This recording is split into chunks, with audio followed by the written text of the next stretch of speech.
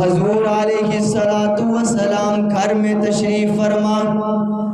حضرت اماں عائشہ صدیقہ رضی اللہ تعالی عنہ فرماتی باہر دروازہ کھٹکا، میں نے دروازے کے پاس گئی، کون؟ ابو بکر تشریف لائے۔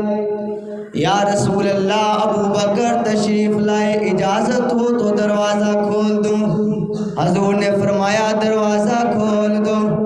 جناب دروازہ کھول دیا گیا، حضور کے پاس آئے، بات چیت کی، حضور علیہ السلام سے گپ شپ ہوئی، واپس چلے گئے۔ تھوڑی دیر کے بعد دروازہ کھٹ گیا۔ حضور نے فرمایا، حضرت عائشہ نے فرمایا یا رسول اللہ عمر آیا ہے، دروازہ کھول دو؟ حضور نے فرمایا دروازہ کھول دو۔ حضور علیہ السلام کی بیٹھنے کی حالت یہ تھی کہ آپ ٹیک لگا کر بیٹھے ہوئے تھے، آپ کے پنڈلیوں سے کپڑا ہٹا ہوا تھا۔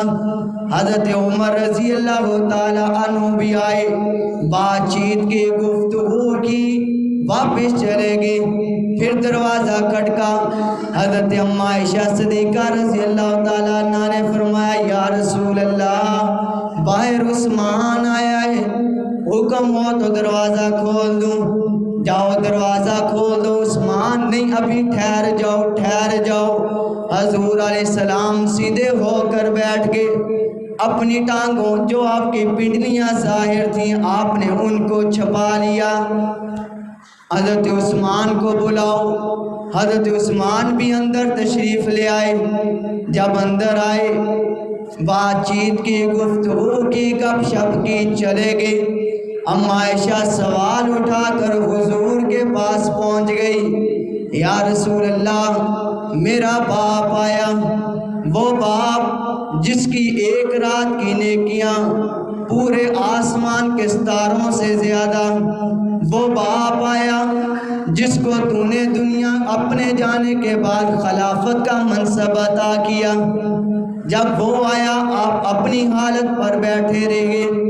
اے اللہ کے پیارے پیغمبر، عمر فاروق آیا جس کی نیکیاں پورے آسمان کے ستاروں کے برابر، وہ عمر آیا جس کے بارے میں آپ نے یوں کہا اگر میرے بعد کوئی نبی ہوتا تو عمر ہوتا۔ اب وہ عمر آیا کہ جہاں سے گزرے وہاں سے شیطان بھی اپنی جگہ چھوڑ کر بھاگ جائے۔ اے اللہ کے پیارے محبوب، وجہ کیا تھی؟ آپ اپنی حالت پر بیٹھے رہے۔ جب عثمان آئے تو آپ اپنی جگہ سے ہٹ گئے، آپ نے اپنی ٹانگوں کو چھپا لیا۔ یا رسول اللہ وجہ کیا؟ عزیز دوستوں، اللہ کے پیارے محبوب نے بہت خوب جواب دیا۔ اللہ کے پیارے محبوب نے فرمایا اے عائشہ، میں اس بندے سے کیوں نہ حیا کروں جس سے اللہ کے فرشتے بھی حیا